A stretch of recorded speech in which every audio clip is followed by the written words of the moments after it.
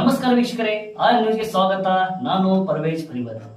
ಹೇಳ್ತೀನಿ, ಇದು 2-3 ತಿಂಗಳಿಗೆ ನಾನು ಯಡಿಯೂರಪ್ಪನವರು ವಿರುದ್ಧ ಪೋಕ್ಸೋ ಕೇಸು ದಾಖಲಾಗಿ 2-3 ತಿಂಗಳಾಯಿತು. ಅವಾಗೂ ಅದ್ರ ಬಗ್ಗೆ ಭಾಳಷ್ಟು ಸುದ್ದಿಗಳು ಬಂದವು. ಆದರೆ ಈ ಕಳೆದ ಎರಡು ದಿವಸದಿಂದ ಇದಕ್ಕೆ ಹೆಚ್ಚು ತೀವ್ರಗತಿ ಬರ್ತಾ ಇದೆ ಅಂತಂದರೆ ಇದರಲ್ಲಿ ರಾಜಕೀಯ ಕಾರಣಗಳ ಒಂದು ಸಂಶಯ ಚಾಲು ಆಗ್ತದೆ ಎಲ್ಲರಿಗೆ. ಹಿಂದೆ ಇದೇ ಗೃಹ ಮಂತ್ರಿಗಳು ಪರಮೇಶ್ವರ್ ಏನಂತ ಅಂದರು, ಯಾರು ಕಂಪ್ಲೇಂಟ್ ಕೊಟ್ಟಾಳ ಆ ಹೆಣ್ಮಗಳು 50-60 ಮಂದಿ ಮೇಲೆ ಹಿಂಗೆ ಕಂಪ್ಲೇಂಟ್ ಕೊಟ್ಟಾಡ್ರಿ, ಒಂದು ಮಾನಸಿಕ ಅಸ್ವಸ್ಥ ಇದ್ದಂಥ ಹೆಣ್ಮಗಳಾಕಿ ಅನ್ನುವಂಥ ರೀತಿಯಲ್ಲಿ ಅಬ್ಸರ್ವೇಷನ್ ಮಾಡಿದರು. ಅಂದರೆ ಈ ಕಂಪ್ಲೇಂಟ್ಗೆ ಅಷ್ಟು ಮಹತ್ವ ಇಲ್ಲ ಅನ್ನುವಂಥ ರೀತಿಯಲ್ಲಿ ಹೋಮ್ ಮಿನಿಸ್ಟರ್ ಹೇಳಿದರು. ಈಗ 2 ದಿವಸದಲ್ಲಿ ಏನು ಬದಲಾವಣೆ ಆಯಿತು ನನಗೆ ಅದು ಅರ್ಥ ಆಗ್ತಾ ಇಲ್ಲ. ಡೆಫಿನೆಟ್ಲಿ ಈಗ ಸರ್ಕಾರ ಇಕ್ಕಟ್ಟಲ್ಲಿ ಸಿಕ್ಕಿದೆ. ನಾಗೇಂದ್ರ ರಾಜೀನಾಮೆ ಕೊಟ್ಟು ಹೋಗಿದ್ದಾರೆ.